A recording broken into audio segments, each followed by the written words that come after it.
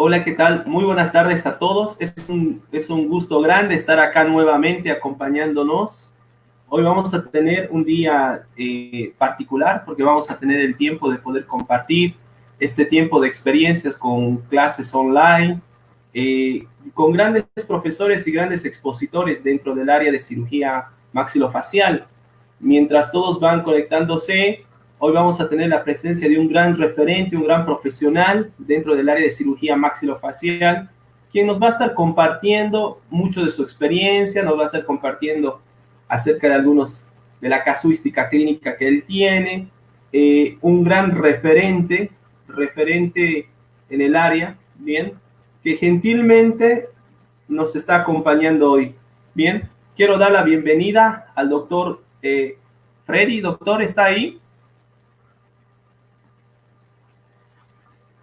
Hola, doctor, ¿cómo estás? ¿Cómo andás? ¿Cómo anda mi querido doctor? ¿Cómo está Bien, Paraguay?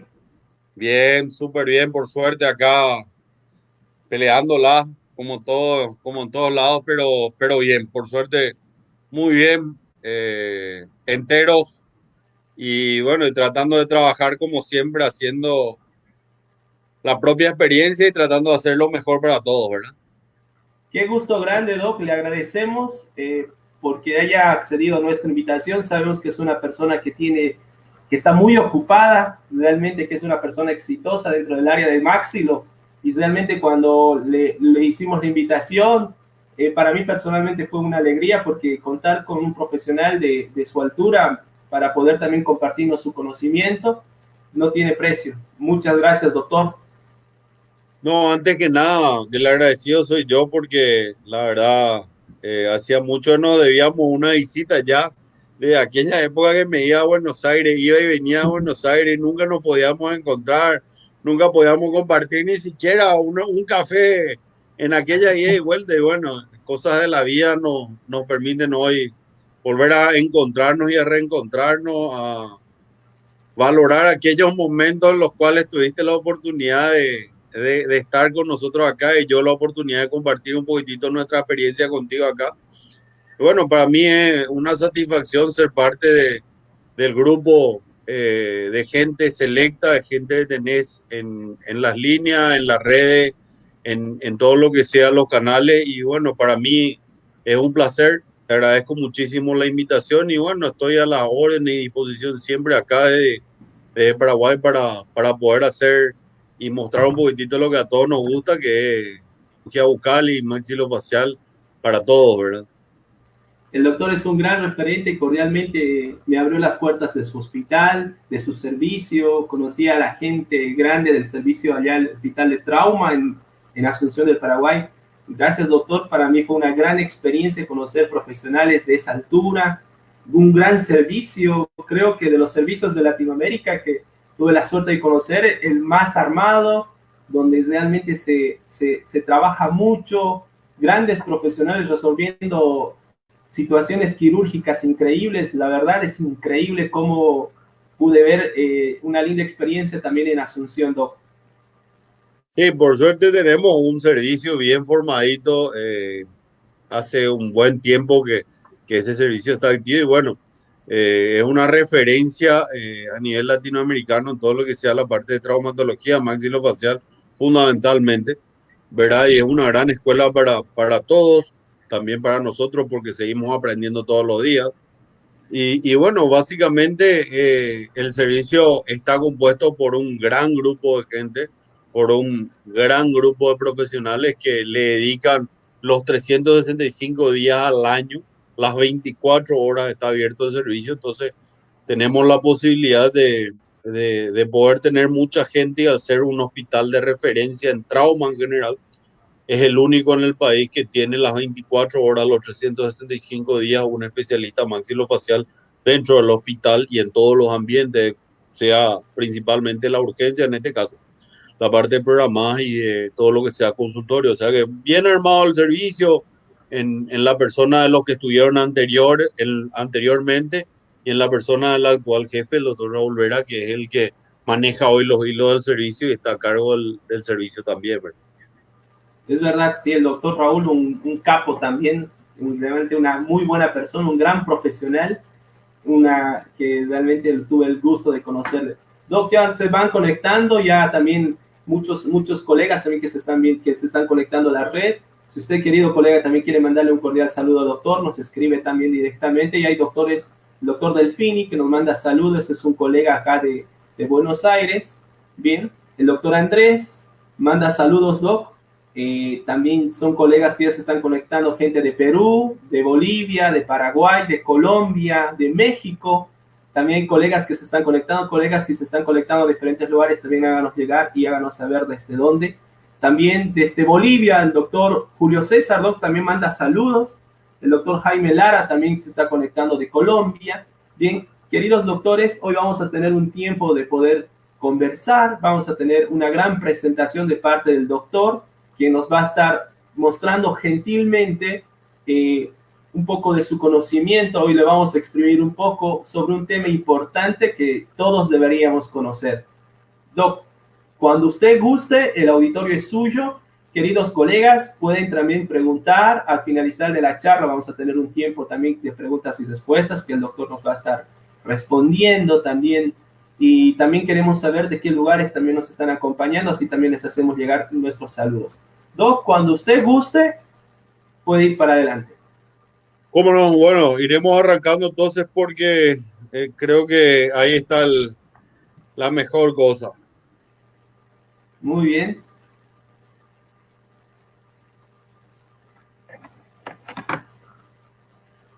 Vamos a ir compartiendo ya todo lo que es la diapositiva. El doctor Alejandro, un gusto grande, también le manda saludos de la Argentina. También tenemos gente de México que se va conectando. El doctor Fernando Valdivia también nos está acompañando. Bien, son colegas que nos están ya acompañando también ya de varios lugares. Y ya más gente se va sumando y ya vamos también viendo un poco acerca de todo lo que todos son gente de Bolivia que se va sumando, mi querido Doc. Bien, y vamos ahora a compartir y ya vamos a empezar la clase.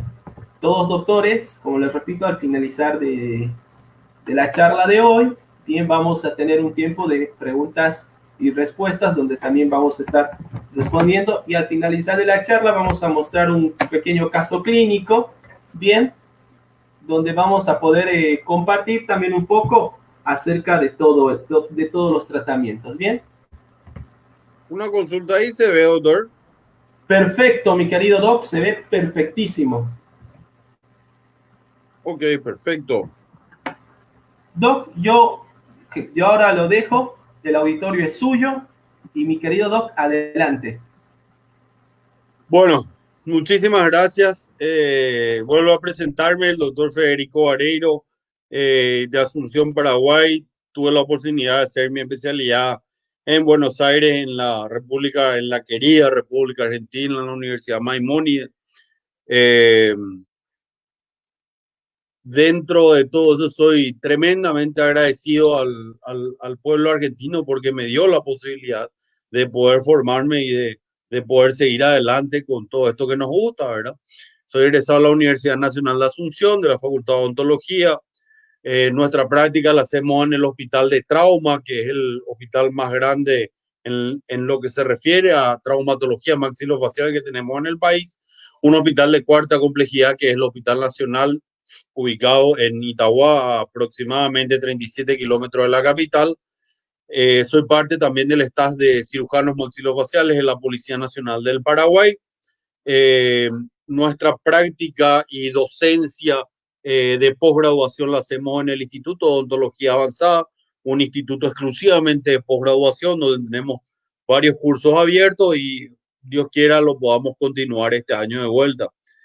Somos los representantes de ESAIS en Paraguay, que gracias a nuestra humilde experiencia nos tuvieron la oportunidad de elegir para representar a ESAIS acá en la República del Paraguay.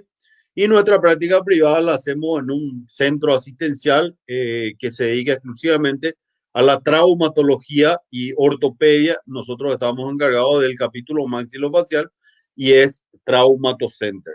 Bueno, dicho todo esto, vamos nosotros exactamente a lo que nos corresponde y nos compete a cada uno de nosotros. Bueno, básicamente hoy vamos a hablar un poquitito de cirugía bucal en el paciente con compromiso médico, ¿verdad? Es como ven ustedes ahí, ¿verdad? Es como lanzarse a una situación en la cual encontramos un paciente que tienen o pacientes que tienen alteraciones de base sistémicas, hoy muy en boga esa situación respecto a lo que representa también para otras enfermedades como lo es el COVID en este caso, ¿verdad? Pero haciendo un contexto dentro de la cirugía bucal, normalmente ese paciente que debe ser sometido a una cirugía bucal y tiene un compromiso médico es un paciente de cuidado, un paciente que tenemos que eh, evaluar siempre de la mejor manera posible, de poder hacer una interacción con el médico tratante y al mismo tiempo entrar en una relación de confianza con el mismo paciente, ¿verdad? Básicamente por la situación propia que está atravesando el paciente y al mismo tiempo no solamente por la situación, sino también por la confianza que nosotros debemos ganar en el paciente para realizar el procedimiento. Esa confianza es tan importante o mucho más importante cuando el paciente se encuentra en situaciones especiales. Y por eso el hincapié que siempre voy a dar al respecto de eso, porque me parece que tener la confianza con el paciente nos ayuda muchísimo en todos los aspectos, ¿verdad? Bueno, dentro de lo que es la valoración fundamentalmente, nosotros tenemos que saber determinar si la patología o la enfermedad que el paciente tiene o que se sospecha que tiene o que ya la conoce que tiene es lo suficientemente compleja o peligrosa para o retrasar el procedimiento, para modificar las instancias quirúrgicas o directamente para contraindicar el procedimiento quirúrgico bucal en el paciente.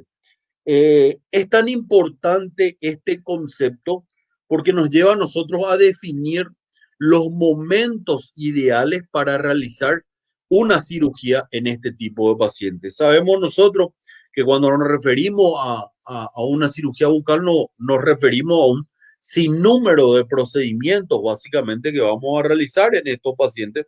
Entonces, por eso es que nosotros tenemos que tener las debidas precauciones respecto a cada procedimiento quirúrgico que nosotros vamos a realizar.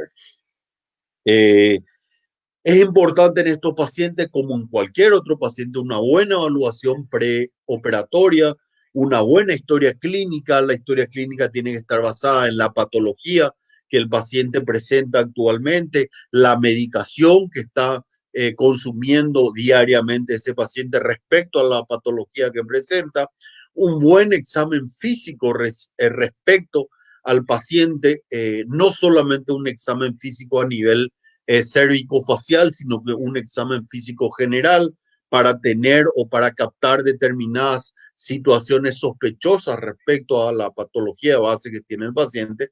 Y lógicamente nunca está de más, basándonos en la patología de base, en solicitar los estudios analíticos laboratoriales que complementan a nuestra historia clínica y lógicamente también al examen físico que nosotros hacemos en el paciente. En base a eso, nosotros establecemos un estado físico general del paciente y normalmente sabemos perfectamente que la clasificación del estado físico básicamente es lo que nosotros, es la clasificación de la American Society of Anesthesiology, que es la que nosotros conocemos como ASA 1, 2, 3, 4, 5, ASA-E, que son las situaciones generales que hoy se nos presentan, ¿verdad? Normalmente, nosotros, un paciente ASA 1, que es el ideal, el paciente que todos queremos tratar, un ASA 2 que tiene una enfermedad sistémica leve, básicamente compensar, no existe una limitación, o sea, no hay una limitación funcional.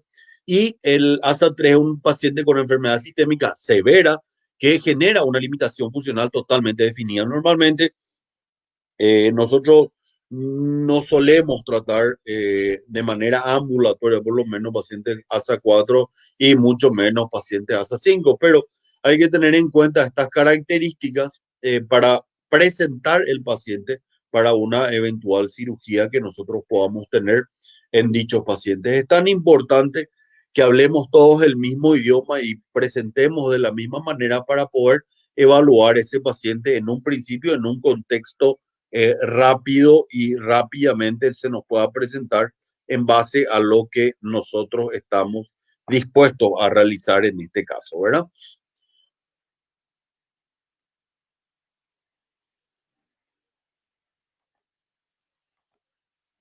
Bueno, entre las alteraciones que nosotros vamos a encontrar normalmente, vamos a encontrar las alteraciones de la hemostasia.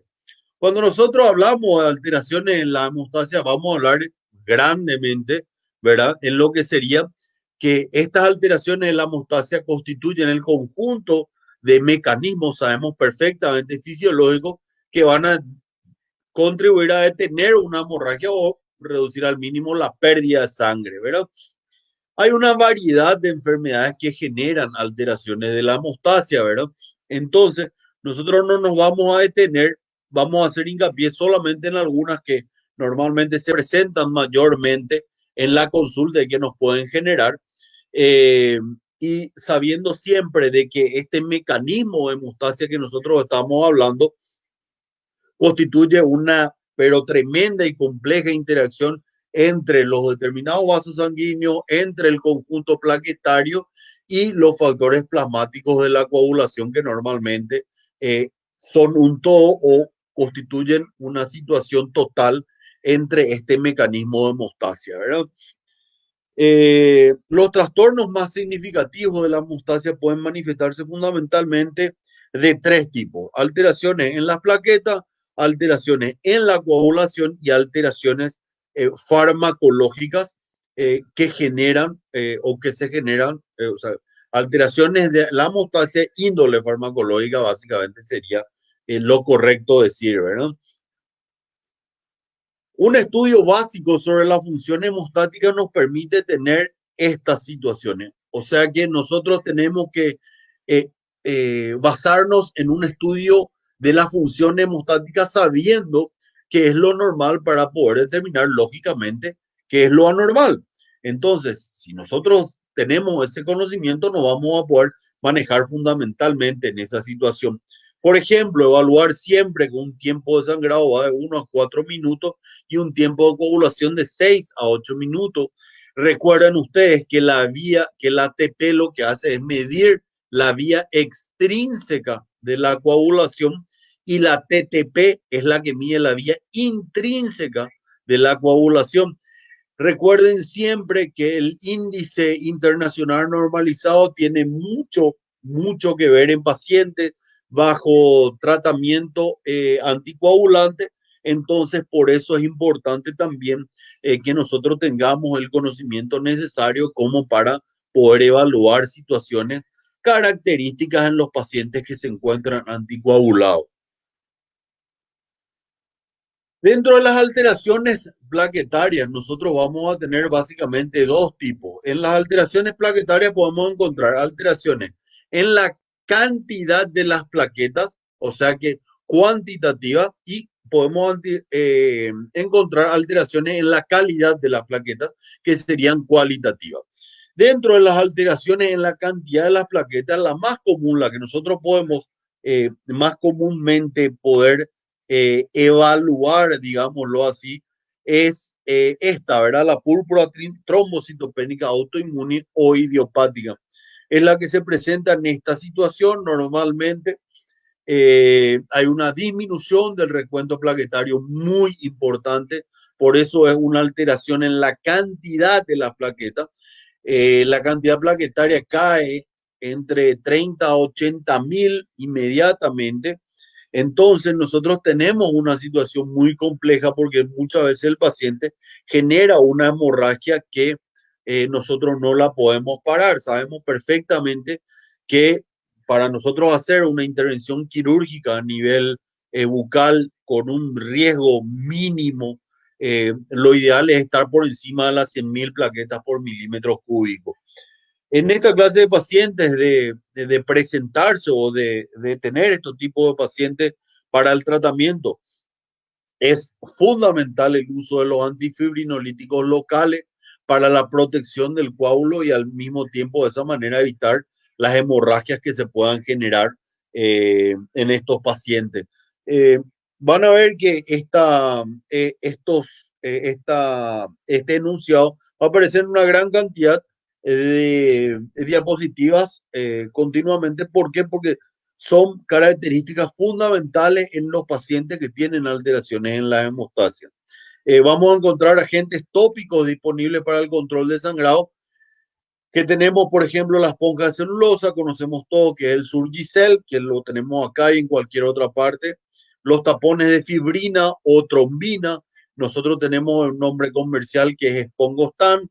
Las esponjas de colágeno hidrolizado, el Hemospum, como nombre comercial, y las esponjas de queratina absorbible, que son el Surgispun. O sea que cualquier procedimiento que nosotros hagamos en estos pacientes, siempre tendremos que buscar detener o evitar las hemorragias con la aplicación de los antifibrinolíticos locales fundamentalmente.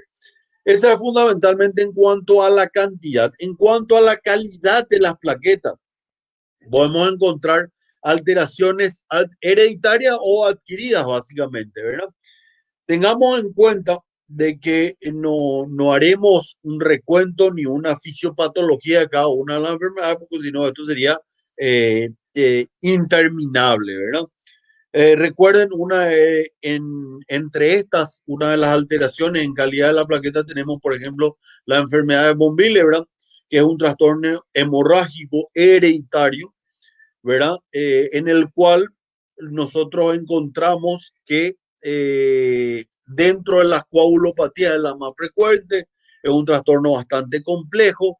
Lo que se hace es, como les dije, una alteración en la calidad. Hay un déficit del factor 3, disminución de la adhesividad y agregación plaquetaria, específicamente en la enfermedad de von Willebrand. En estos tipos de pacientes que nosotros vamos a tratar, normalmente lo tenemos que hacer en un medio hospitalario, idealmente. ¿Por qué? Porque son pacientes que tienen que estar internados previo al procedimiento quirúrgico que nosotros vamos a realizar. Existen dos maneras de manejar estos pacientes, ¿verdad? Fundamentalmente, y las que se pueden encontrar más comúnmente, es la transfusión de concentrado de factores de la coagulación el día del procedimiento. Por ejemplo, nosotros manejamos un procedimiento el día miércoles, ese paciente debe ser internado 24 horas previo al procedimiento. Nosotros tenemos un horario establecido quirúrgicamente y 2 horas antes del procedimiento aproximadamente se realiza la transfusión de los factores de coagulación previo al procedimiento. O sea que si nosotros tenemos fijado una cirugía para las 10 de la mañana, lo ideal sería a las 8 de la mañana realizar la transfusión de concentrado. De otra manera, se puede utilizar también, a falta de concentrados plaquetarios, se pueden utilizar la desmopresina, ¿verdad? Por vía endovenosa, utilizamos 50 ml durante 15 minutos aproximadamente, y en estos pacientes, en cuanto a la técnica quirúrgica, lo ideal es evitar anestesias tronculares, básicamente no por una cuestión anestésica, sino por el peligro de alguna lesión de un vaso, básicamente. No hay otro peligro, no hay otra interacción con el fármaco anestésico, fundamentalmente. Por una cuestión de seguridad, la mayoría de las literaturas habla de 2 exoncias por sesión, y una vez realizado el procedimiento quirúrgico, los antifibrinolíticos locales, como ya dijimos, Surgispun, Surgicel, Hemospun, cualquiera de los que nosotros podamos tener a mano sería lo ideal. Eh, Recuerden siempre que lo fundamental y lo principal siempre es una compresión, y en estos casos la literatura habla de no suturar. Sencillamente por una cuestión de que el paciente, para retirarse la sutura de vuelta, tiene que volver a hacer la internación, transfusión de concentrado de factores de coagulación, el día del procedimiento, o sea, todas esas características que nosotros podemos obviar sencillamente con la sutura con material absorbible. Fundamentalmente, Vicryl, nosotros solemos utilizar Vicryl de 3 o 4,0, que es lo que nos ayuda a no tener que retirar las suturas posteriormente. No somos muy amigos de no realizar la sutura porque creemos que no es la técnica quirúrgica adecuada, ¿verdad? Sí utilizamos antifibrinolíticos locales y encima de eso, posterior a eso, hacemos las suturas con el Vicryl 3,0 o 4,0. Posteriormente a esa situación, nosotros tenemos también eh, en cuanto a la calidad de las plaquetas, encontramos también la insuficiencia renal crónica. Tenemos una gran cantidad de pacientes con insuficiencia renal crónica. Y recuerden que esos pacientes con insuficiencia renal crónica están determinados a vivir a través de una máquina de hemodiálisis, ¿verdad? Entonces, ¿qué es lo que nosotros tenemos aquí? Estos pacientes se encuentran bajo una heparinización justamente, bajo los efectos de la heparina justamente, eh, teniendo en cuenta el procedimiento de hemodiálisis que se va a tener que realizar, ¿verdad? ¿Qué es lo que genera todo ese inconveniente para nosotros? De hecho, ¿verdad? Cuando la sangre atraviesa los conductos los mecanismos o los tubos de hemodiálisis, la sangre va golpeando contra la pared y eso hace de que haya una alteración en la adhesividad y en la agregación plaquetaria propiamente dicha, ¿verdad? Eh, Dado que este paciente ya se encuentra con una heparina producto del procedimiento que se encuentra realizando, estos pacientes se deben programar perfectamente cuando sea el momento ideal para realizar el procedimiento quirúrgico. Entonces, tenemos que tener en cuenta dos cosas. Marcar el día del procedimiento quirúrgico y antes de realizar el procedimiento quirúrgico, proceder a la diálisis. ¿Qué significa? ¿Qué implica eso? Que si yo voy a realizar un procedimiento quirúrgico el día, por ejemplo, miércoles, el día martes, yo preciso de realizarle a ese paciente la diálisis justamente para evitar los efectos de la heparina en ese paciente. Entonces, nosotros nos manejamos haciendo una conversación personal con el servicio de hemodiálisis y de nefrología justamente para el manejo de este tipo de pacientes, ¿verdad? En todos estos pacientes que les cité anteriormente y en este con más razón, otra vez hacemos uso de los antifibrinolíticos locales para la protección del coágulo y evitar las hemorragias. Dijimos, Surgicel, Espongostrán, Hemospun, cualquiera de ellos en la presentación que nosotros tengamos. Lo ideal es hacer y realizar siempre las suturas que nosotros o que a nosotros nos permita poder dejarlo a este paciente en las condiciones ideales. Y por último tenemos como alteraciones también de la coagulación la hemofilia. Bueno, la hemofilia es la que nosotros dentro de todo el grupo de enfermedades hereditarias, la hemofilia es una de las más conocidas por todos nosotros. Recuerden ustedes que un paciente hemofílico se conoce hemofílico y él sabe cuáles son las características de su enfermedad. Entonces, muchas veces nosotros tenemos que proceder de la misma manera que lo habíamos hecho en la enfermedad de von Willebrand, ¿verdad? Con la internación previa a ese paciente, el día antes del procedimiento, realizar los concentrados de factores de la coagulación el día del procedimiento, o sea que a las 8 de la mañana y a las 10 programamos el procedimiento quirúrgico.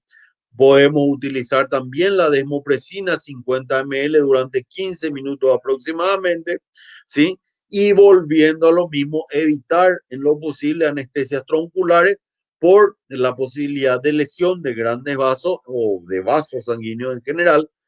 Volver a la situación de hasta 2 exoncias idealmente por sesión, manteniendo una compresión permanente, y volvemos a decir la no sutura cuando en realidad lo que conviene hacer es colocarle o realizarle, mejor dicho, una sutura con sistema Vicryl o 3.0 o 4.0, ¿verdad?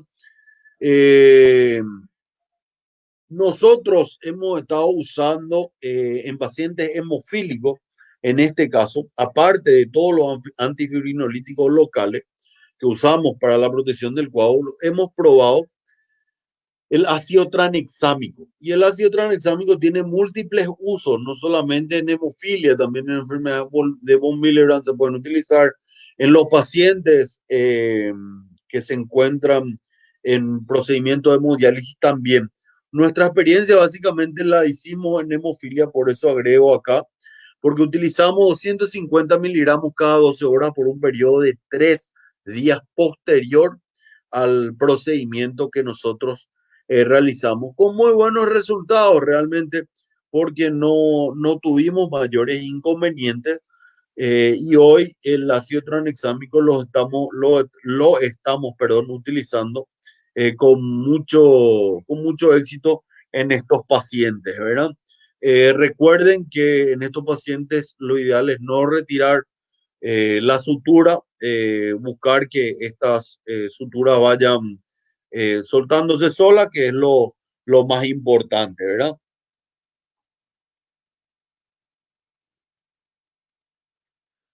Luego, dentro de las alteraciones de la coagulación, tenemos también las alteraciones hepáticas. Dentro de las alteraciones hepáticas, las que nos complican siempre, mayormente van a ser las insuficiencias hepáticas graves, porque esas insuficiencias hepáticas graves sí van a generar una alteración funcional. Eh, ¿Por qué? Porque muchos de los factores de la coagulación se van a dar en el hígado. Entonces, recuerden ustedes que cuando nosotros tenemos una alteración hepática, vamos a tener un defecto de aporte y absorción de la vitamina K, lógicamente que contribuye ampliamente o que se involucra ampliamente dentro de la cascada de la coagulación en este caso, ¿verdad? Eh, Recuerden siempre que el hecho de que nosotros tengamos una hemorragia básicamente primaria, en algunos casos cuando es posterior al procedimiento, la vitamina K no tiene un poder de absorción inmediato. Por eso es que si nosotros tenemos un déficit de vitamina K, se debe administrar previamente al paciente. En ese caso, hay que administrar 5 miligramos de vitamina K vía oral cada 8 horas el día previo a la cirugía y hasta 48 horas en el postoperatorio, o de lo contrario por vía endovenosa 10 miligramos cada 12 horas previo al día de la cirugía y hasta 48 horas postoperatorio. Básicamente ese es el protocolo que nosotros utilizamos. Asimismo, siempre volvemos a utilizar los antifibrinolíticos locales para la protección de ese coágulo y evitamos la hemorragia. Otra vez volvemos a hacer hincapié en lo que es básicamente esto que ven ustedes aquí, que es el ácido tranexámico, y lo hacemos en la misma situación, con la misma posología de 250 miligramos vía oral cada 12 horas por 3 días básicamente, ¿verdad? Eh, Cuando existen alteraciones en la coagulación por una terapéutica farmacológica, recuerden ustedes que eh, una terapia anticoagulante oral o una terapia con anticoagulantes orales se pueden administrar a pacientes en los cuales se busca evitar accidentes tromboembólicos, ya sea porque estos llevan aparatos trombogénicos implantados, que pueden ser válvulas protésicas cardíacas, de prótesis cardíaca, que tengan problemas cardiovasculares trombogénicos, aquellos pacientes que tengan una fibrilación auricular después de un infarto agudo de miocardio, en aquellos pacientes que se encuentran sometidos a hemodiálisis también. O sea, hay un sinnúmero de pacientes que pueden estar con una terapia con anticoagulantes orales. Mismo los pacientes añosos postoperados, aquellos pacientes postoperados de cirugía de miembro inferior y aquellos pacientes que se encuentran mucho tiempo acostados en los hospitales en una posición de decúbito dorsal permanente. Estos pacientes normalmente, profilácticamente, se encuentran con una terapia anticoagulante, ¿verdad? Pacientes que van a ser operados, nos ocurre muy a menudo que tenemos pacientes que deben ser operados de prótesis total de cadera, ¿verdad? Que ya se encuentra con anticoagulantes orales y normalmente nos piden realizar las exodoncias dentarias previas a la cirugía. Entonces tenemos que cuidar esta situación, usar los antifibrinolíticos locales fundamentalmente, porque básicamente no pueden suspender su terapia anticoagulante. Entonces ahí es donde nosotros nos vamos viendo cuál es la situación de real del paciente, ¿verdad? Recuerden que el riesgo de un paciente con una terapia anticoagulante sufra un evento tromboembólico en caso de suspender es muy alto. En aquellos pacientes mayores a 65 años, se aumenta hasta casi un 30% la suspensión de los anticoagulantes orales, incluso más aún en aquellos pacientes que ya han tenido un evento tromboembólico, ¿verdad? Y tenemos que tener en cuenta de que eso hace que bajo ningún motivo estos pacientes puedan suspender su anticoagulación oral y nosotros debemos realizar el procedimiento de esa manera. Nosotros tenemos una gran cantidad de antiagregantes y anticoagulantes, básicamente, ¿verdad? Hoy se están utilizando mucho la ticlopidina, el dipiridamol, son los que más se están utilizando hoy. La ticlopidina fundamentalmente, igual tenemos pacientes que están consumiendo ácido acetilsalicílico, pero como chicle, ¿verdad? No por nada, pero hasta visto que ahora por la cuestión del COVID están tomando ácido acetilsalicílico todos, ¿verdad? El clopidogrel también se presenta mucho en las consultas, pero básicamente hoy estamos viendo mucho el dipiridamol y la ticlopidina en pacientes antiagregados, o sea, generando antiagregantes plaquetarios o que consumen antiagregantes plaquetarios, ¿verdad? Los anticoagulantes clásicos que encontramos, ¿verdad? Por vía parenteral, en la heparina. Básicamente la heparina lo que hace es impide la formación de fibrina y trombo, lo que genera una fibrinolisis o busca una fibrinolisis básicamente. Por vía oral hoy se está utilizando mucho, se usaba mucho el acenocumarol y la warfarina.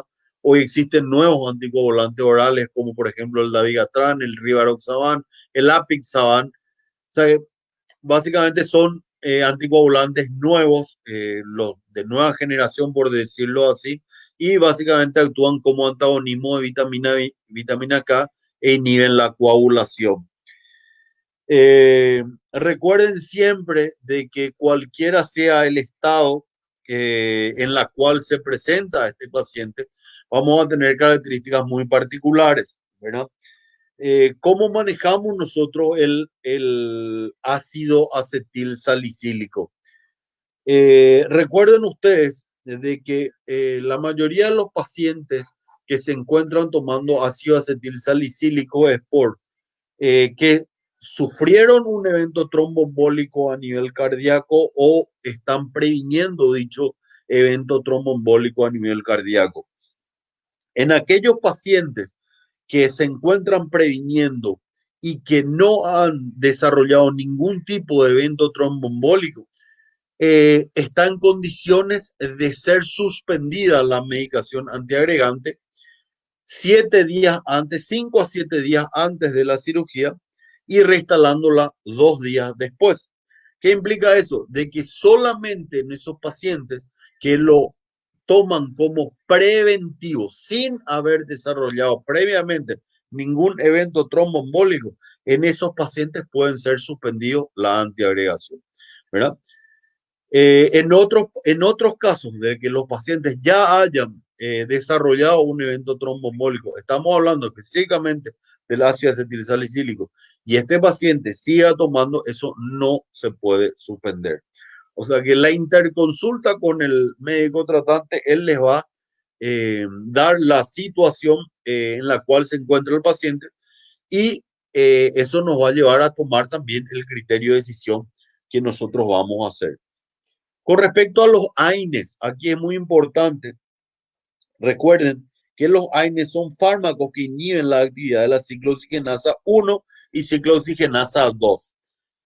Y con ello la síntesis de prostaglandina y tromboxanos. Recuerden que una de las características que nosotros tenemos a nivel gástrico es justamente el efecto erosivo que tienen los AINES a nivel gástrico, y un paciente anticoagulado con un efecto erosivo a nivel gástrico puede desarrollar hemorragias digestivas. Entonces, mucho cuidado a la hora de hacer medicaciones largas con AINES en este tipo de pacientes. Recuerden que los AINES generan una erosión a nivel de la mucosa, a nivel de la mucosa gástrica y del intestino delgado, lo que hace que se puedan generar microsangrados, ¿verdad? Y eso lógicamente recuerden ustedes también de que puede hacer que el paciente tenga hemorragias digestivas bajas en algunos de los casos, ¿verdad? Recuerden también que los antibióticos actúan sobre la absorción de vitamina K por disminución de la flora intestinal en tratamientos prolongados. ¿Qué implica eso? Que también nos vemos en la situación de que lo ideal no es hacer antibiótico terapia prolongada, debido a que los antibióticos actúan sobre la absorción justamente de esa vitamina K, disminuyendo la flora intestinal y generando una eventual posibilidad de sangrado también a ese nivel. Entonces, recuerden siempre de tener los debidos cuidados en la medicación postoperatoria de esos pacientes. Estamos hablando de medicaciones largas, estamos hablando de medicaciones de más de 10 o 15 días. Entonces, mucho cuidado en esa situación. No estamos hablando de pacientes que tienen que tomar una medicación antiinflamatoria analgésica de 3 o 5 días. ¿Verdad? En esos pacientes mayormente no tendremos daño si nosotros estamos dando una protección gástrica también, que es muy importante.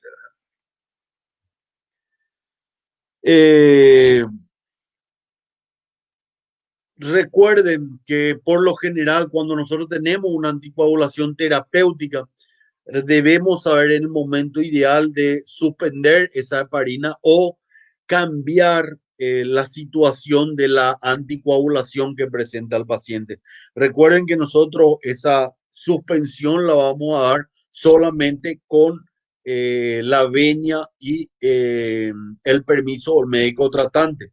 No es que nosotros vamos a hacer la suspensión de esa medicación, no. Nosotros debemos conocer qué es el protocolo y cuál es el protocolo que normalmente utilizan los distintos servicios para que nosotros podamos manejar este tipo de pacientes. En los pacientes que normalmente están con una anticoagulación oral, estamos hablando nosotros de warfarina o acenocumarol, que es lo que normalmente veíamos nosotros anteriormente. El anticoagulante oral se debe suspender 2 a 3 días antes del procedimiento quirúrgico. Se lo sustituye por un anticoagulante por vía subcutánea, nosotros preferimos la enoxaparina, por ejemplo, y pudiendo iniciar de vuelta el mismo día del procedimiento quirúrgico su anticoagulante vía oral de vuelta. Estamos hablando que ese es el procedimiento que nosotros utilizábamos tanto para el dicumarol, acenocumarol y la warfarina fundamentalmente. Luego que empezaron estos nuevos anticoagulantes, las dosis se pueden ir ajustando en base al índice internacional, o sea que al índice internacional normalizado, que nos permite a nosotros solicitar a aquellos pacientes el análisis en cualitativo por ejemplo, en la crisis sanguínea donde nos figura esto. Y nosotros eh, podemos hacer el manejo anticoagulante en relación con el médico tratante, ¿verdad? Entonces, ¿qué es lo que se hace? Se ajusta el índice internacional normalizado. Entonces, un ajuste que sería un ajuste en la ATP y eso nos permite a nosotros realizar el procedimiento. Básicamente, cuando nosotros en la INR tenemos resultados mayores a 4, el riesgo de hemorragia intraoperatoria y postoperatoria son muy elevados, por lo cual nosotros debemos de hacer la solicitud pertinente al médico tratante para buscar de que el paciente pueda tener un INR menor a 3 para exodoncias simples. Estamos hablando de exodoncias en las cuales nosotros creemos que quirúrgicamente no tendríamos mayores inconvenientes para hacer la extracción de las piezas dentarias y menor incluso a 2.5 para exodoncias que nosotros creemos que serían exodoncias complejas. Con este ajuste que nosotros tengamos, disminuimos al máximo la posibilidad de hemorragias trans y postoperatorias.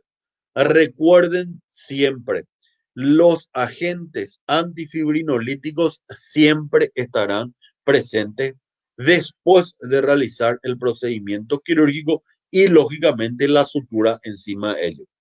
Cuando nosotros hacemos la solicitud del INR, ese INR solicitado ya con la adecuación de lo que sería el resultado, no puede tener más de 24 horas. Ahí recién nosotros estamos en condiciones de realizar el procedimiento quirúrgico de nuestra elección. Bueno, eso es lo que nosotros básicamente teníamos en los pacientes anticoagulados, ¿verdad? Después estaríamos viendo las preguntas que se puedan ir generando, ¿verdad? Luego el siguiente paciente que podemos tener es el paciente con hipertensión arterial, ¿verdad? Recuerden siempre que estos pacientes tienen características muy particulares en los cuales nosotros lo primero que tenemos que tener en cuenta es que a todos los pacientes idealmente debemos hacerle una toma de registro arterial, una buena evaluación física. ¿Por qué? Porque muchos pacientes tienen asociados a ellos factores de riesgo. La edad misma es un factor de riesgo hacia la hipertensión arterial. Esa patología asociada, por ejemplo, una diabetes no controlada, no compensada, puede generar una hipertensión arterial. Una alteración renal puede generar una alteración a nivel de la tensión arterial. Entonces, tenemos que ir conociendo cada uno de nuestros pacientes. Básicamente, nosotros vamos a encontrar que nosotros tenemos una clasificación según los niveles de presión arterial que podemos tener.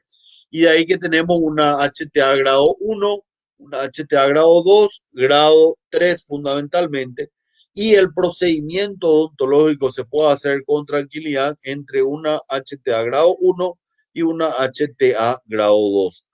Existe una contraindicación de realizar un procedimiento quirúrgico en pacientes que se encuentran con una HTA grado 3 y lógicamente para arriba de ellos, entonces no se encuentran en condiciones de realizar, ¿verdad?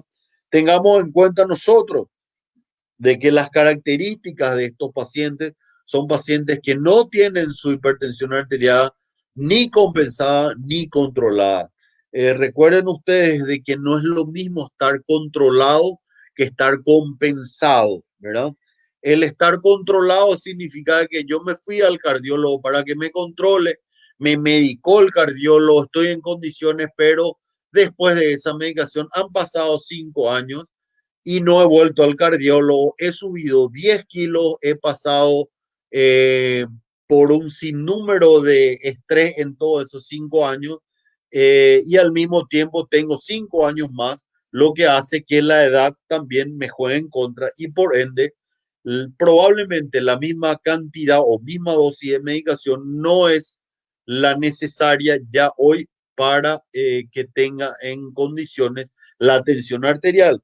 Entonces, ¿qué significa? Que es un paciente que sí, que está controlado, pero es un paciente que no está compensado. ¿Por qué? Porque directamente los niveles de medicación no compensan la tensión arterial que ese paciente hoy tiene, aunque esté él controlado, pero por una sola vez o única vez que se ha realizado, ¿verdad?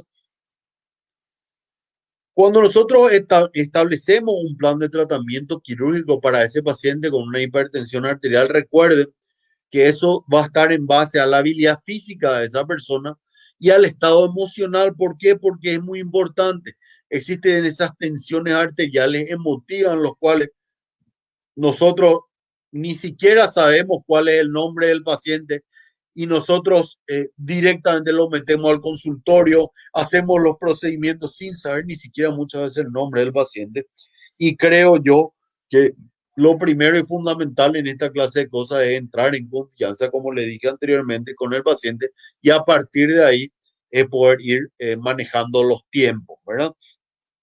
Tengan ustedes en cuenta que es muy importante tener presente la duración que tendrá nuestra cirugía o la atención, si vamos a utilizar o no anestésicos locales y perfectamente en la mayoría de los hipertensos se pueden utilizar anestésicos locales con vasoconstrictores y vamos a ver que solamente existen casos en los casos de HTA grado 3 en donde están contraindicados el uso de esos vasoconstrictores.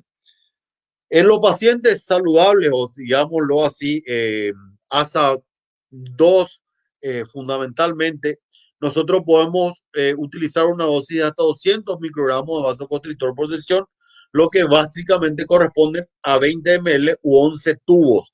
Estamos hablando de un vasoconstrictor por sesión, ¿verdad? La dosis máxima de solución anestésica a ser infiltrada es de 15 ml. ¿Está claro? U 8 tubos. ¿Qué implica eso? Que para los pacientes cardíacos controlados se va a permitir una dosis de 40 microgramos por sesión. Esto va a corresponder a 4 ml al mismo tiempo. Como nuestro tubo viene de 1.8, nosotros tendríamos dos tubos anestésicos. La mayoría de las literaturas hace hincapié que en estos pacientes lo ideal es la utilización de lidocaína, ¿verdad? Porque hoy se sabe que es la menos tóxica entre todas, entre todos los anestésicos que tenemos. En el caso de que tengamos que utilizar anestésicos con ausencia de vasoconstrictores, se prefiere mucho el día de hoy la mepivacaína. Nosotros acá en nuestro país es muy utilizada la mepivacaína.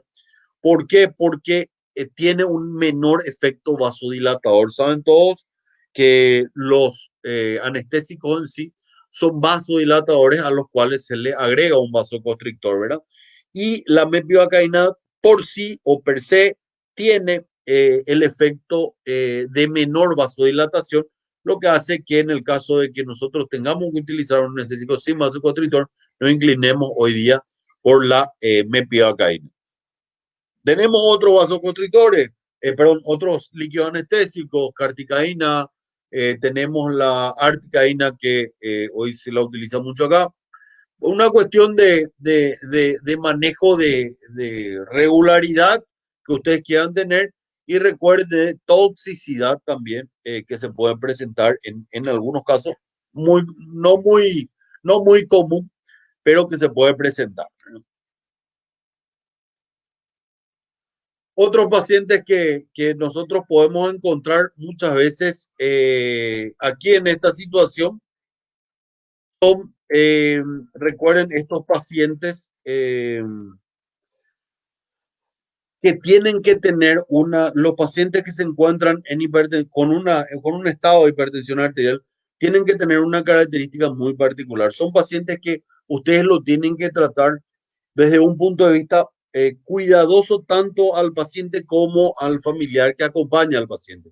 Entonces es muy interesante que lo puedan evaluar siempre y en todo momento a estos pacientes para poder manejarlo siempre, ¿está claro?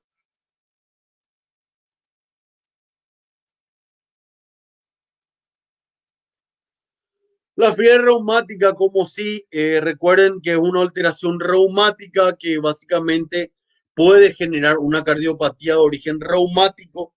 Es una caracterización que tiene, es la afectación de las válvulas cardíacas, fundamentalmente la mitral, y con menor frecuencia tenemos nosotros la aórtica, pero por lo general se acompaña de una lesión a nivel del miocardio.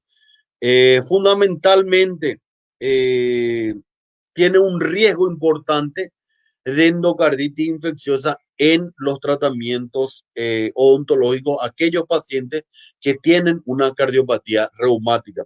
Es por eso que nosotros hoy nos encontramos y aceptando lo que es el documento de consenso sobre la utilización de la profilaxis antibiótica en cirugía y procedimientos dentales, que es este que ven ustedes aquí, y en todos nuestros pacientes hoy que van a ser sometidos a algún tipo de procedimiento quirúrgico. Nosotros estamos utilizando por vía oral la amoxicilina 2 gramos una hora antes de la cirugía, ¿verdad? En el caso de que sean alérgicos, utilizamos la clindamicina de 600 miligramos por vía oral, ¿verdad? O la citromicina también de 500 miligramos por vía oral, o la claritromicina de 500 miligramos por vía oral. En el caso de que sea un intolerante, utilizamos la ampicilina 2 gramos, siempre una hora antes. Como ven ustedes ahí, estas son las características en la cual nosotros estamos evaluando al paciente. Dentro del documento de consenso sobre la utilización de profilaxis antibiótica en procedimientos dentales, todos estos pacientes tienen riesgo. Recuerden ustedes, aquí están todos los pacientes que necesitan una profilaxis antibiótica previo a la cirugía. No es lo mismo profilaxis que premedicación. La profilaxis siempre es la situación en la cual el paciente debe ser medicado porque presenta una enfermedad de base. La premedicación es una situación clínica en la cual yo como profesional creo que ese paciente, por una cuestión protocolar mía, de que yo le puedo medicar con un antibiótico sin que el paciente tenga una afección de base y que ese antibiótico pueda generar algún tipo de beneficio para ese paciente. Estos pacientes que yo le presento a continuación, artropatías inflamatorias, inmunosupresión, pacientes diabéticos, diabetes tipo 1 y hoy tipo 2 también, pacientes que tienen un riesgo de endocarditis infecciosa o por una endocarditis previa o por presentar prótesis valvulares o por tener valvulopatía adquirida o porque tiene un prolapso, cualquiera sea la situación, porque tiene una situación de infección previa en aquella prótesis que se le colocó y resulta ser que hoy se infectó, pacientes que se encuentran en estado de desnutrición, pacientes hemofílicos, incluso pacientes que van a ser sometidos a un injerto local y alguna que otra patología como una insuficiencia renal o hepática y aquellos pacientes esplenectomizados. Miren ustedes que está perfectamente descrito cuál es la situación que tiene el paciente para una profilaxis. Todos estos pacientes recibirán una profilaxis, no una premedicación. Haciendo énfasis, simplemente una profilaxis se hace en un paciente con enfermedad de base. Una premedicación lo hace el colega en un paciente sano, porque cree que esa premedicación podría reducir el riesgo de una eventual infección, básicamente. Una característica fundamental. Estos son los tratamientos odontológicos que requieren de una profilaxis antibiótica contra endocarditis bacteriana. Ven ustedes aquí, estos son todos los casos en los cuales debemos de realizar una profilaxis antibiótica en todos aquellos pacientes con enfermedad de base que van a ser sometidos a cualquiera de este tipo de tratamiento quirúrgico.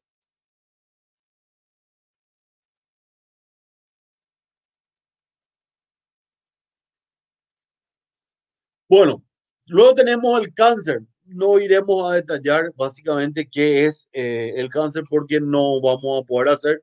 Recuerden que hay etapas en la cual el paciente con cáncer va a generar en algunos casos, ¿verdad? ¿Por qué? Porque hay efectos secundarios propios de la quimioterapia que son fundamentalmente la mucositis, serostomía, e infecciones y hemorragia, ¿verdad?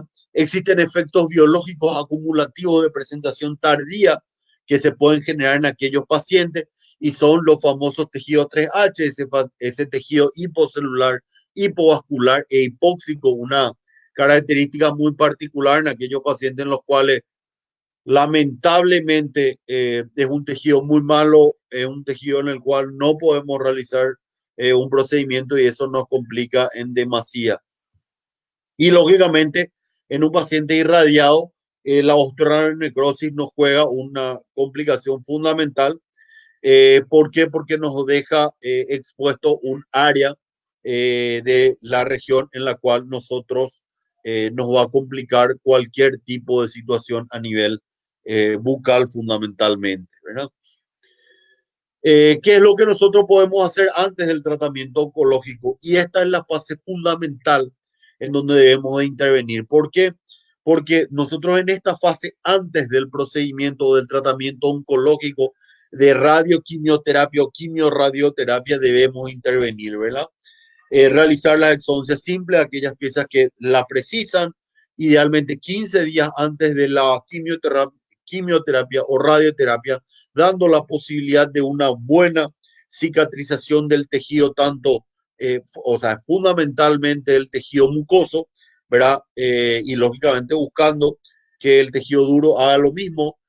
Si nosotros vamos a tener exodoncias con una complejidad importante, como por ejemplo exodoncias de terceros molares que se indican antes de la quimio o de la radioterapia, lo ideal es hacerlo de entre 4 a 6 semanas previos antes de la radio y quimioterapia.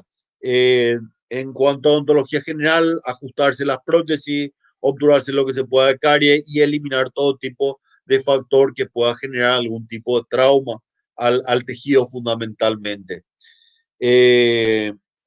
Recuerden que motivar a este paciente para el cuidado de su higiene es fundamental. Lo ideal es hacer enjuagues con clorexidina el tiempo que puedan, enjuague fluorado y antisépticos idealmente sin alcohol, ¿verdad? Eh, durante el tratamiento durante el tratamiento oncológico, recuerden ustedes que se pueden empezar a manifestar casos en los cuales el paciente pueda presentar una mucositis, que es la inflamación de la mucosa por efecto nocivo acumulativo. Lo ideal aquí es que el paciente pueda hacer enjuagues bucales, en este caso se puede utilizar el suero salino, la solución bicarbonatada, enjuagues con clorexidina al 0,12%, se utiliza también la iodopoviona o poviona yodada, la nistatina se puede mandar preparar y se lo hace cada 8 horas. Eh, lo ideal es mantener la mucosa hidratada el mayor tiempo posible. Se puede preparar saliva artificial, que lo pueden hacer en una farmacia de preparados magistrales, y utilizar soluciones a base de carboximetilcelulosa, que ustedes lo pueden utilizar, que sería la vaselina en este caso, ¿verdad? Recuerden, lo ideal, si nosotros en el caso de que necesitemos realizar alguna intervención odontológica cruenta o básicamente una cirugía, debe tenerse en cuenta cuál es el estado general del paciente desde el punto de vista general y desde el punto de vista hematológico. Si nosotros vamos a realizar un procedimiento que no puede determinarse como para pasar a otro momento, eh, tenemos que tener en cuenta de que siempre tenemos que tener mayor a 80.000 plaquetas por milímetro cúbico. En el caso de que no sea así, hay que hacerle una transfusión de concentrados plaquetarios y lo ideal siempre es hacer en un ambiente estéril siempre, ¿verdad? Recuerden que nosotros tenemos que manejar estos pacientes en un ambiente hospitalario, ¿verdad? Recuerden que ese paciente puede estar con una neutropenia y que ese paciente tiene que recuperarse de esa neutropenia idealmente para que nosotros podamos continuar el procedimiento al mismo tiempo. El tiempo de coagulación, la TP del paciente también dentro de los valores normales para que nosotros podamos realizar y lógicamente ser lo más conservadores posible al momento del tratamiento. Después del tratamiento oncológico, no debe pasarse siempre por alto el cuidado y mantenimiento de la cavidad bucal, ya que algunas características se pueden determinar tardíamente en estos pacientes. Los pacientes que fueron irradiados fundamentalmente en cabeza y cuello permanecen con esa sequedad bucal y hace que aumente el riesgo de estas famosas caries cervicales y caries a nivel de radicular. Muchas veces eso hace que se dificulte el ajuste de las prótesis y eso hace que se generen traumatismos a nivel del tejido blando e indirectamente al tejido duro, ¿verdad? Recuerden que ese paciente por acumulación puede estar con una xerostomía muy marcada, lo que hace que eso lleve a una mucositis y al mismo tiempo se generen irritaciones a nivel del tejido blando. Una vez terminado el tratamiento oncológico, no se recomienda realizar ninguna intervención ontológica agresiva. ¿A qué nos referimos con eso? Fundamentalmente exodoncia, ¿verdad? Hasta un periodo de 3 a 6 meses, luego de finalizar la quimio y hasta un año de la radio. Fundamentalmente si aquellos pacientes fueron intervenidos en cabeza y cuello, o sea, fueron irradiados en cabeza y cuello. ¿Qué es lo que se busca con esto? Evitar el riesgo de una osteoradionecrosis en estos pacientes fundamentalmente, ¿verdad? ¿Cuáles son los factores a tener en cuenta en estos pacientes con cáncer? Lo ideal, anestésicos sin vasoconstrictores o en baja dosis. Recuerden que estos pacientes eran pacientes con tejido 3H. Recuerden, antibióticos, ya dijimos, 2 gramos una hora antes. Procedimientos quirúrgicos los menos traumáticos posibles. Tratar en lo posible de evitar la elevación del periósteo. Consultas semanales y aplicación de oxígeno hiperbárico. Ahí en Buenos Aires hay un montón de cámaras hiperbáricas que nos permiten a nosotros a través de un protocolo en estos pacientes asumir una buena cicatrización posterior a sesiones de oxígeno hiperbárico. En cuanto al SIDA, el SIDA saben ustedes que es una enfermedad causada por un retrovirus, el VIH fundamentalmente. No hay mucho para describir acá. Recuerden que lo ideal es que estos pacientes tengan una profilaxis de ATV y lo ideal que el recuento de linfocitos TCE4 sea mayor o igual a 200 para que ustedes puedan realizar el procedimiento y el recuento plaquetario mayor a 100.000 por milímetros cúbicos, ¿verdad? Recuerden que lo ideal es que los niveles de carga viral sean lo mínimo posible, ¿verdad? Esto nos permite a nosotros determinar que en la medida que el nivel de carga viral es menor, la situación inmunológica del paciente es mucho más estable fundamentalmente.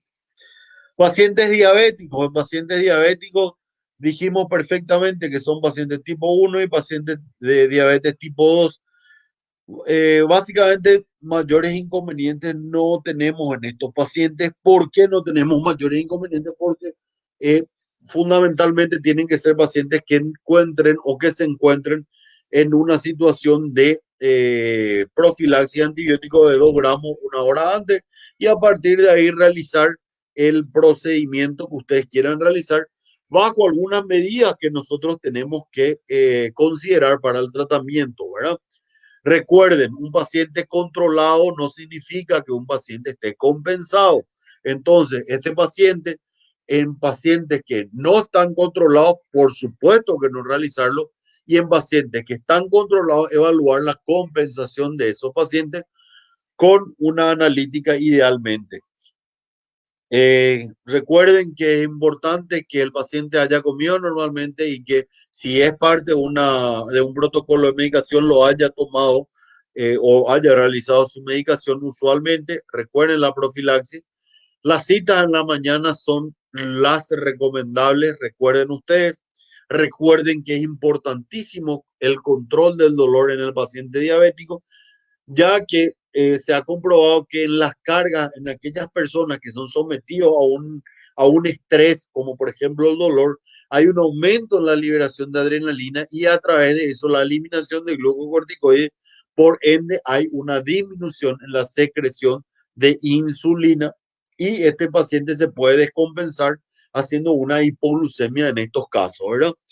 Utilizar anestésicos con vasoconstrictores para exodoncias incluso no hay ningún inconveniente y lo ideal es que nosotros tengamos cifras inferiores a 180 miligramos por decilitro para realizar las exodoncias. ¿Por qué?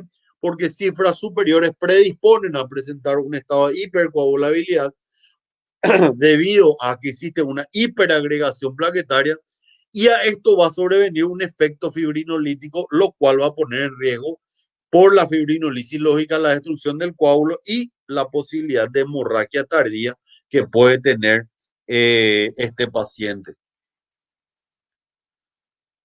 Bueno, ¿cuáles son las consideraciones en embarazadas? Básicamente recuerden que una embarazada es una paciente que no está enferma, es un estado fisiológico, recuerden, y que lo que nosotros tenemos que buscar es una atención a esta embarazada, pero sin complicaciones para el feto. Recuerden ustedes que las características de los pacientes son que todos los procedimientos odontológicos pueden llevarse a cabo con seguridad. Problemas como las pulpitis, abscesos que cursan con dolor y fiebre de cualquier índole deben solucionarse en cualquier etapa de la gestación, no importa si el primero, el segundo o el tercer semestre. Lo ideal es que podamos hacer en el segundo trimestre, ¿verdad? Pero en cualquier trimestre se puede, cuando es una urgencia se debe resolver, no es que se puede, se debe resolver. Entonces ahí es donde nosotros tenemos que interpretar perfectamente esta situación. Tratamientos quirúrgicos complejos como exéresis, por ejemplo, quísticas, exéresis tumorales, implantes en muchos de los casos, se pueden o se deben realizar después del parto. Recuerden que si tienen ustedes en cuenta todas las medidas de protección y de seguridad, no presentan contraindicaciones para RX con las protecciones a nivel odontológico estamos hablando, ¿verdad? Recuerden, a estas pacientes no hay que mantenerlas mucho tiempo en la sala de espera porque se estresan muy rápidamente y entran en una situación de descompensación por la situación que se presenta. Recuerden que la posición en el sillón es muy importante, buscando disminuir la posibilidad de un síndrome compresivo de vena cava. Recuerden ustedes que entre las consideraciones, nosotros los anestésicos locales son de uso seguro porque carecen de efectos teratogénicos y abortivos. Estamos hablando fundamentalmente de la lidocaína y mepivacaína. Lo ideal es limitar la administración de medicamentos y evitarlos en el primer trimestre en la medida de la necesidad o la medida de la posibilidad. Y recuerden que según la FDA nosotros tenemos la categoría de las medicaciones en la embarazada, sería A, B, C, D y X, ¿verdad? Que son las características en las cuales nosotros tenemos que basarnos para realizar la medicación en estas pacientes. Ahí ven ustedes, en cuanto a las embarazadas, el uso de anestésicos locales en embarazadas y mujeres en periodo de lactancia, acá ya lo tenemos a ambos. La lidocaína es B, el uso en embarazadas sí, en lactancia sí, que es lo que más utilizamos, entonces nosotros no tenemos mayormente inconvenientes para realizarlo. ¿Ven ustedes? En cuanto a los vasoconstrictores, el uso en embarazadas, nosotros podemos utilizarlo con precaución. En la lactancia también, la adrenalina, que es la que nosotros estamos utilizando, utilizado con precaución, no tienen los efectos nocivos ni teratogénicos. En cuanto a las embarazadas y la lista de fármacos, ven ustedes ahí, ven ustedes los fármacos que se pueden utilizar tanto en la embarazada como ven ustedes ahí, la amoxicilina en cualquiera de los periodos, tratar de evitarlo en el primero, pero se puede. Se puede utilizar la lidocaína, podemos utilizar la mepivacaína, el paracetamol lo podemos utilizar, la codeína, recuerden que el paracetamol asociado a la codeína tiene un muy buen efecto analgésico, lo que hace que en pacientes embarazadas nosotros perfectamente lo podamos utilizar a estas medicaciones para calmar el dolor en estas pacientes. Bueno, creo que hasta ahí básicamente hemos llegado. Algunas cositas que me parecieron importantes de manejar es en el periodo de lactancia, las consideraciones farmacológicas, muy importante. ¿Por qué? Porque existen categorías compatibles y utilizarlo con precaución en el periodo de lactancia. Eso era siempre un cuco para ver si no pasaba a través de la leche materna, y hoy tenemos perfectamente categorizados que como antibióticos que no afectan en absoluto, vamos a tener categoría 1, la amoxicilina con ácido clavulánico, no así el sulbactam. Lo podemos meter en la lista también a la cefalexina. Y como categoría 2 tenemos la citromicina y la claritromicina en antibióticos permitidos en periodo de lactancia fundamentalmente. Y como antiinflamatorio en categoría 1 tenemos el paracetamol, el ibuprofeno, el naproxeno e incluso el diclofenac. O sea, con esta tabla nosotros nos ayudamos bastante para poder definir también eso. Y también en el periodo de lactancia, ven ustedes aquí cuáles son o cuáles serían las medicaciones que nosotros podemos utilizar, ¿verdad?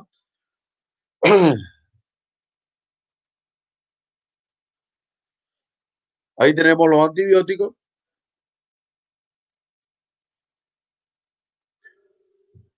Y bueno, básicamente eso es lo que yo quería contarles a todos. Nos hemos pasado un poquitito del tiempo, ¿verdad? Pero creo y espero que le haya sido útil a todos. Les agradezco muchísimo la atención. Estoy a las órdenes para que puedan hacer las preguntas correspondientes. Y recuerden esto, muy interesante, un sacerdote justamente argentino que dice que la felicidad no está en hacer todo lo que yo quiero, sino en querer todo lo que yo hago. Entonces ahí está la clave del éxito para todos nosotros, y creo que siempre y cuando nosotros hagamos o queramos lo que hacemos, siempre nos va a salir bien y siempre seremos felices. Y creo que ese trabajo que tenemos todos los días hará que sea mucho más llevadero para nosotros y para nuestro paciente propiamente dicho. Bueno, muchísimas gracias. Estamos abiertos a todo lo que sea las preguntas que ustedes quieran realizar. Muy bien, doctor. Doctor Freddy, realmente muy excelente la charla, la conversación. Mientras los colegas van a ir formulando las preguntas, vamos a mostrar un caso clínico cortito, mientras los colegas van gestionando todas las preguntas. Bien, vamos a mostrar algo cortito de un caso justamente del tema referido de hoy. Bien, eh, vamos a también ver un poco, solamente dejar de compartirlo. Ahí. Bien, perfecto, vamos a ir viendo un caso cortito de un caso justamente que viene al tema. Bien, vamos a ir también respondiendo a los colegas, si tienen alguna duda y alguna pregunta, también ahora los vamos a ir respondiendo. Bien.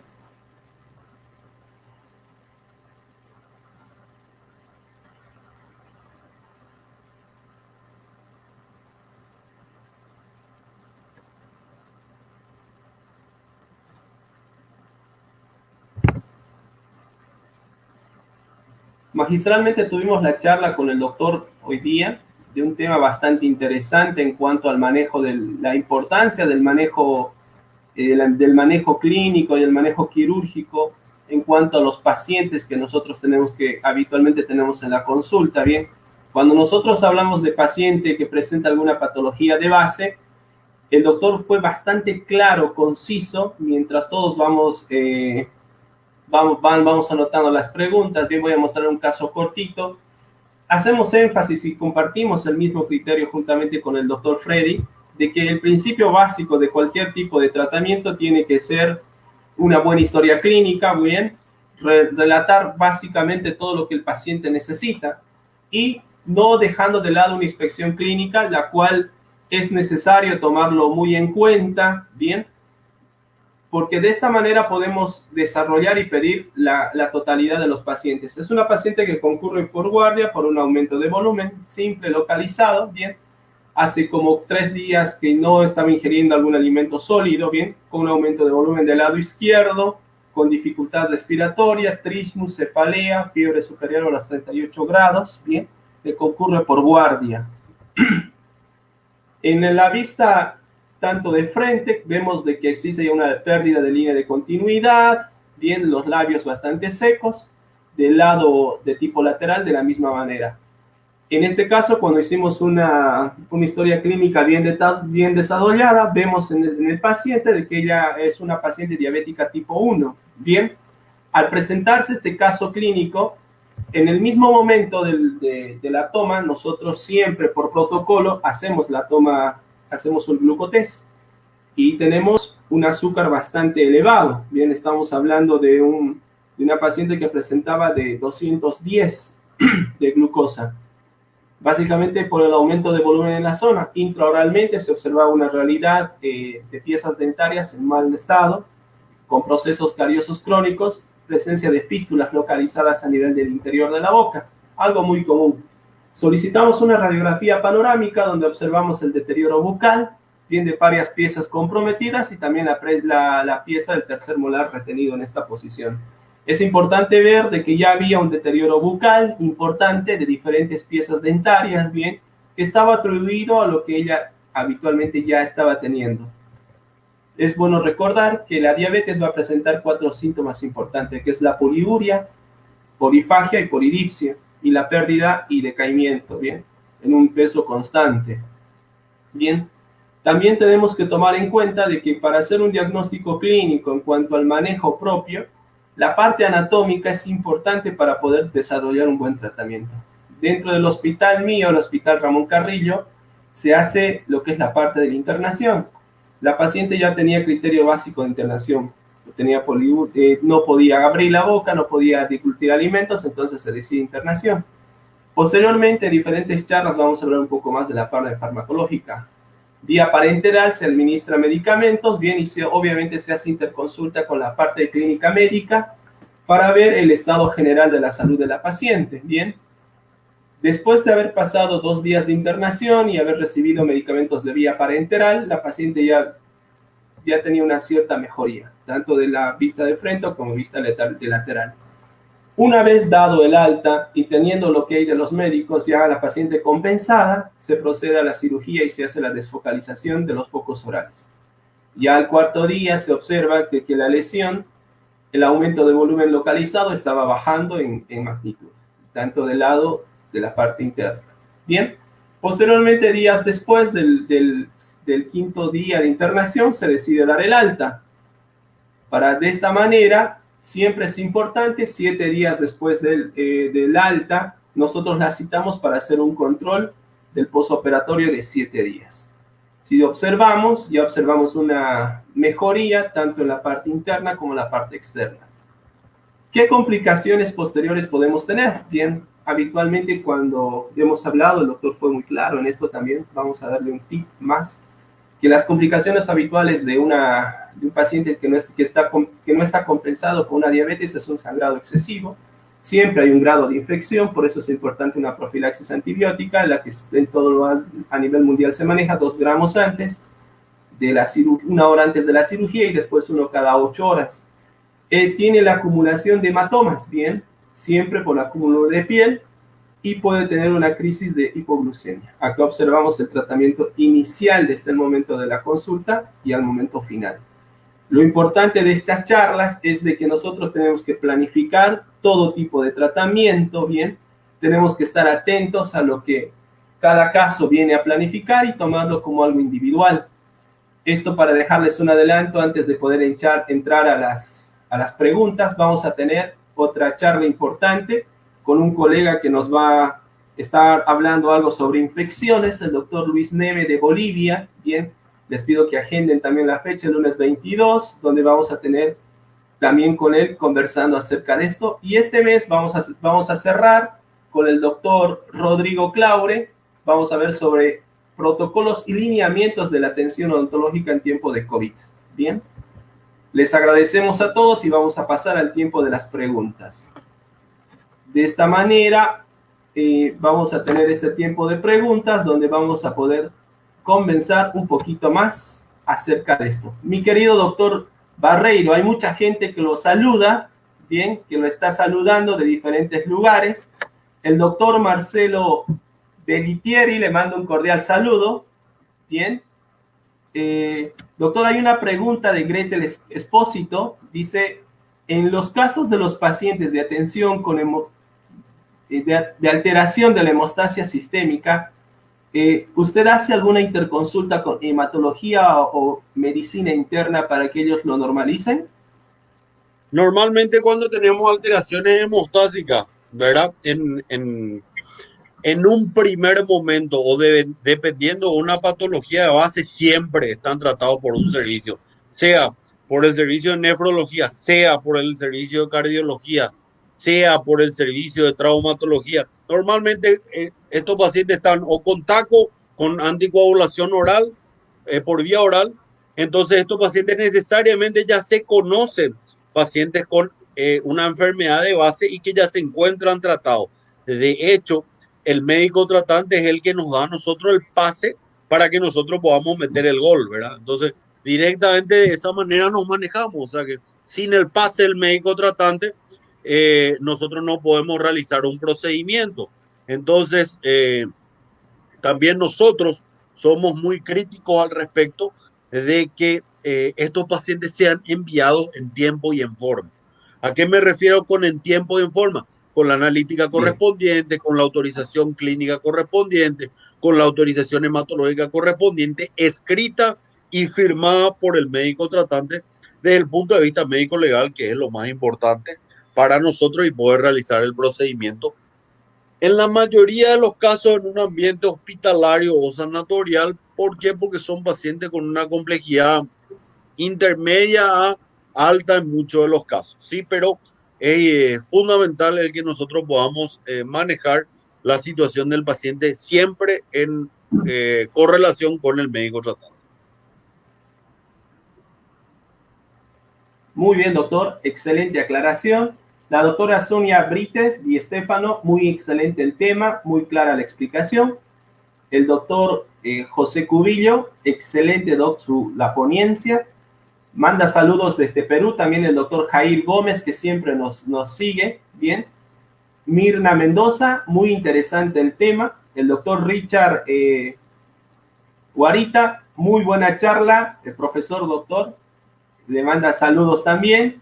Jesús García, útil, muchas gracias, le mandan los agradecimientos, bien.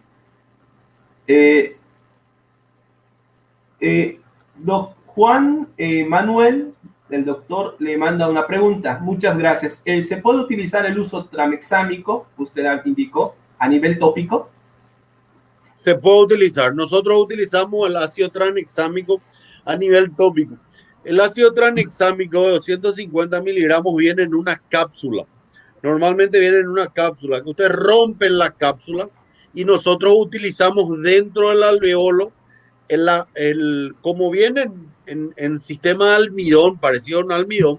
Entonces, al romper la cápsula, nosotros depositamos inmediatamente el contenido de esa cápsula en el interior del alveolo. Una vez que depositamos en el interior del alveolo, lo cubrimos otra vez con un material antifibrinolítico local, que puede ser un Surgicel o un Hemospun, o sea, lo que sea necesario como para que permanezca, y encima lo suturamos. Es muy bueno, funciona perfectamente y funciona muy bien incluso en aquellas hemorragias primarias post-exodoncia, en los cuales por una lesión mecánica del coágulo se genera de vuelta un sangrado, ¿verdad? Entonces, ahí nosotros limpiamos, lavamos generosamente el alveolo y nos inclinamos por el ácido tranexámico local para realizar la hemostasia a nivel local. Entonces, como medida el ácido tranexámico es fantástico, o sea, funciona muy bien en cualquiera de los dos ambientes, sea secundaria o primaria la hemorragia que tengamos, ¿verdad? Muy bien, gracias por la aclaración, querido doc. El doctor César Delfini, de acá de la Argentina, excelente doctor, muy buena disertación, felicidades. El doctor Marco López, muy buena charla, excelente. Zuli Benítez, excelente doctor.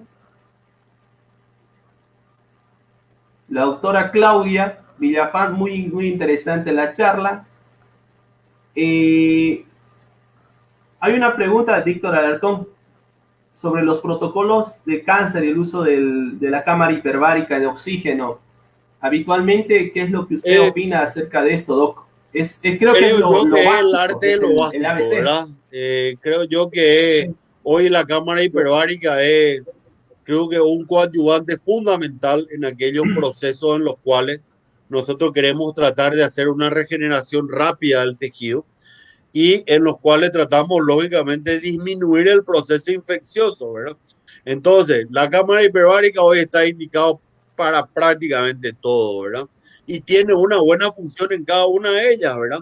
Sí. En los pacientes diabéticos con alteraciones en las irrigaciones terminales funciona muy bien.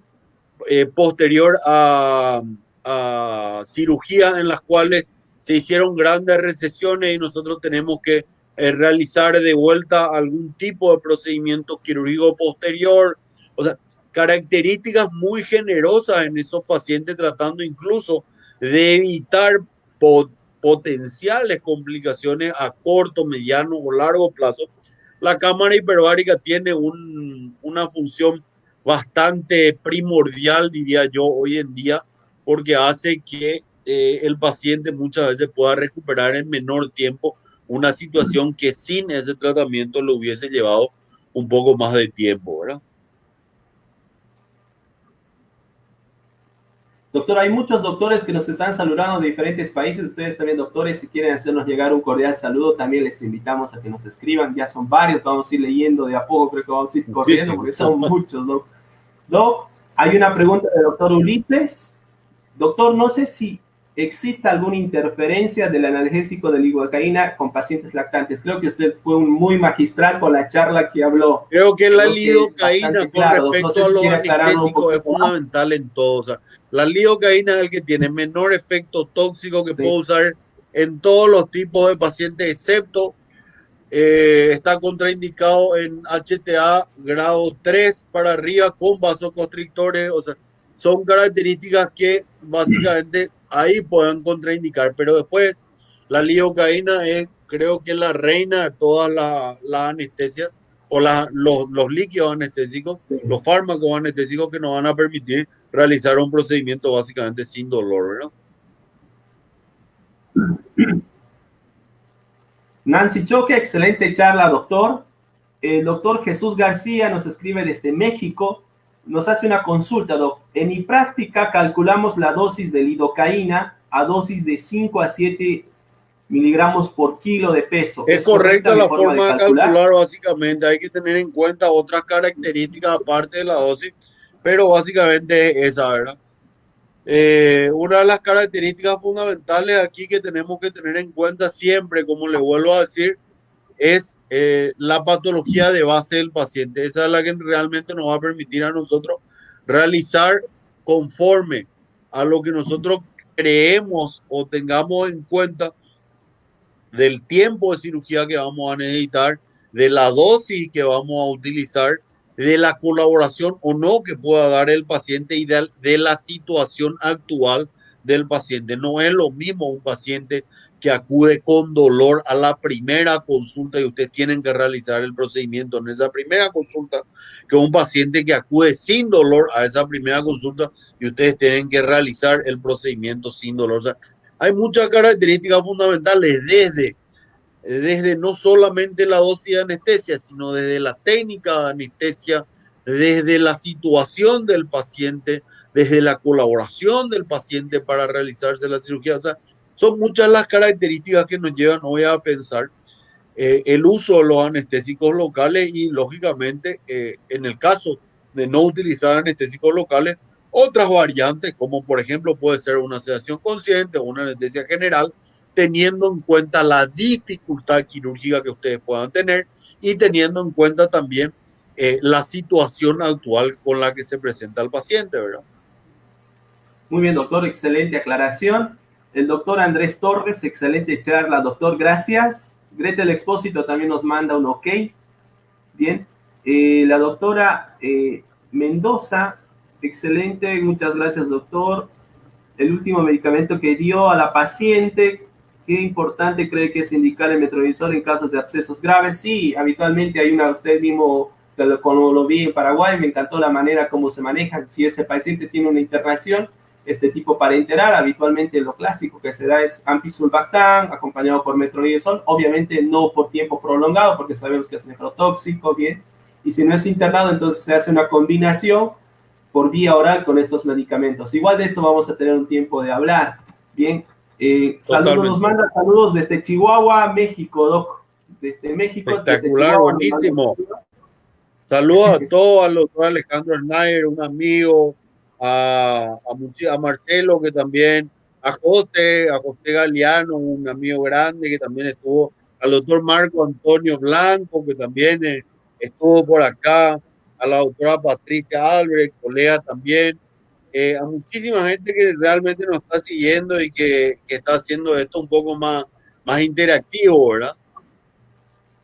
Sí, Doc, la verdad es un gusto grande que muchos colegas, el doctor José, un gran referente también en el área de Maxilo, también los colegas también que nos están siguiendo, realmente, Doc, es un placer grande que usted nos acompañe. Hay una pregunta más acá de Elier Alfonso. ¿Ha realizado procedimientos con Buprirot simple y silocaína mitad y mitad? No, no he realizado por una cuestión de, o sea, básicamente nosotros de presentación odontológica acá en el Paraguay, la bupivacaína no la tenemos. Sí utilizamos la bupivacaína desde el punto de vista cuando realizamos anestesia general e infiltramos previo a las incisiones o teniendo en cuenta aquellos casos en los cuales vamos a tener un tiempo quirúrgico prolongado. Lo que hace la bupivacaína es un excelente anestésico. ¿Por qué? Porque es el que mayor tiempo se presenta o va a tener un mayor tiempo de permanencia en el tejido blando. ¿Cuál es el inconveniente con la bupivacaína? La bupivacaína es muy inestable cardiológicamente, o sea que presenta mayor alteración cardiológica.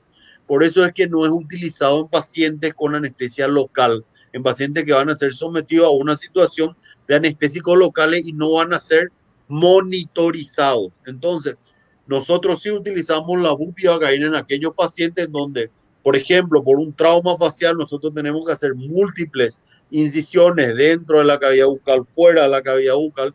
Entonces hacemos las infiltraciones con la bupivacaína con vasoconstrictor. Entonces eso nos permite a nosotros realizar las incisiones con un mínimo sangrado. Sangrado va a haber siempre igual, pero un mínimo sangrado. Pero lo más lindo de todo esto es la analgesia que permanece en el postoperatorio con la infiltración de bupivacaína, que es algo que nosotros aprendimos de los colegas anestesiólogos y hoy está en nuestra práctica diaria y cotidiana, ¿verdad? Muy bien, doctor, gracias por la aclaración. También nos mandan saludos desde México, desde Colombia también, mi querido doc. Y aquí hay una última pregunta, creo que con esto vamos a estar cerrando. El doctor Cristian Miranda nos escribe también, dice, buenas noches, doctores. Mucho gusto por la charla. ¿Qué medidas podría tomar con un paciente que presenta diabetes tipo 1, hipertensión, enfermedad autoinsuficiente, hepatitis autoinmune? Bien, me imagino que es esa. Adulto mayor. Muchas gracias. Saludos desde Bolivia. Bueno, eso es un combo lindamente explosivo, ¿verdad? Entonces, nosotros Tiene tenemos un todo. paciente que la hipertensión la tiene probablemente por la diabetes, porque es un paciente que no se encuentra compensado, básicamente, probablemente. La hepatitis autoinmune le va a generar una situación mucho más comprometedora desde el punto de vista del componente hemostático a ese paciente, ¿verdad? Lo fundamental aquí va a ser el manejo hospitalario de este paciente, una buena situación analítica antes de realizar cualquier tipo de procedimiento, hacer el conteo a nivel cualitativo de todo lo que sea el manejo de ese paciente y ahí decidir cuál es el mejor protocolo para aplicar en este paciente, ¿verdad? Tener en cuenta de que si es una diabetes tipo 1 o una HTA tipo 1, que normalmente en un paciente diabético ya es una tipo 2, una HTA tipo 2, incluso en algunos casos mayor, ¿verdad? Pero producto de la complicación de base, entonces ese desfasaje es el que nosotros en combinación con el médico tratante debemos de tratar de manejar y sortear y decidir cuál es el momento. Yo no creo que contraindique la patología del paciente, no creo que contraindique el procedimiento. Creo que lo que hay que es posponer el procedimiento hasta tanto el paciente se encuentre en una condición ideal que nosotros podamos realizar el procedimiento. Por eso es importante la situación que nosotros podamos tener con ese paciente en la consulta previa y evaluando todas las situaciones de necesidad que presenta ese paciente, ¿verdad? Muy bien, Doc. Excelente la aclaración. La doctora Anabele nos saluda desde Guatemala. Desde Guatemala también nos están siguiendo, querido Doc.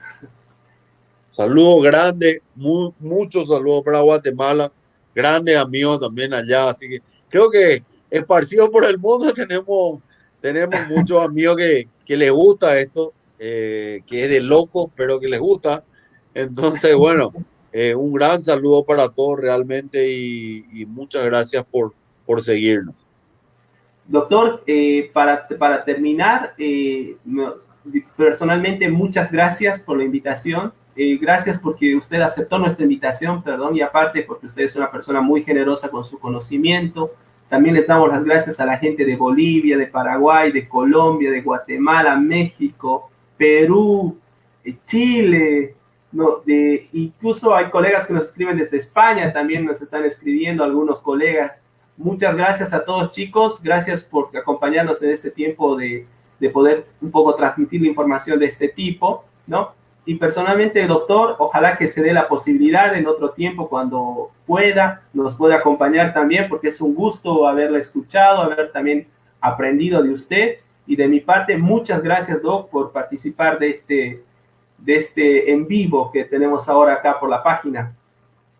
Muchas gracias a vos, doctor. Te agradezco mucho la invitación. En tu persona, agradecer a todos los seguidores tuyos y de todos, cada uno de ustedes para darse un tiempito para poder tenernos hoy dentro de sus casas.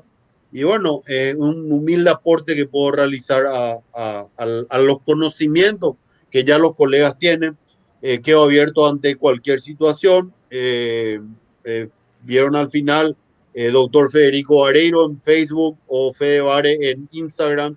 Así que cualquier cosa que necesiten, estoy a las órdenes y ojalá este distanciamiento de situación que tenemos hoy nos sirva para que el día de mañana nos encontremos más unidos, seamos más generosos y por sobre todas las cosas saber que somos todos iguales y que hoy lo más importante es la solidaridad y que eso nos hace realmente grandes como colegas y como personas, ¿verdad? Agradecerte muchísimo a vos, en nombre de vos y de todos tus seguidores y de todos nuestros seguidores para que puedan seguir sumándose y seguir haciendo de que la cirugía bucal y maxilofacial sea buena en toda Sudamérica y por qué no dar nuestro aporte también y humilde aporte al mundo entero, ¿verdad? Un abrazo grande, un saludo grande para vos y bueno, hoy estamos distanciados para el día de mañana volver a darnos un abrazo, ¿sí? Un gran saludo para vos y para todos, ¿sí? Muchas gracias, Doc. Chicos, muchas bendiciones a todos y hasta pronto. Gracias, Doc. Hasta Hasta luego.